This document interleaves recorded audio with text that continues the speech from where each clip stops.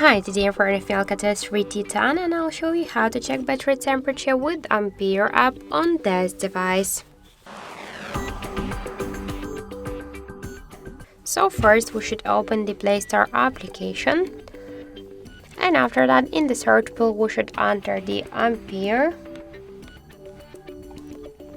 And now we should get this application. That's why just tap to install and wait a couple of seconds while this application downloading and then installing on your device.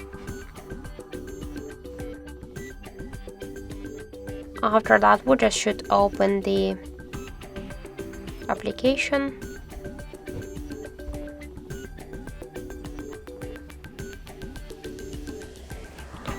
Click here to yes, I agree, pick close.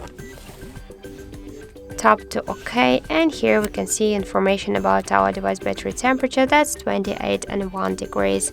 So also we can see here more information like the battery health, capacity, voltage, model of our device, and more other info. So that's it. Thank you for watching, and if you find this video helpful, don't forget to leave a like, comment, and to subscribe our channel.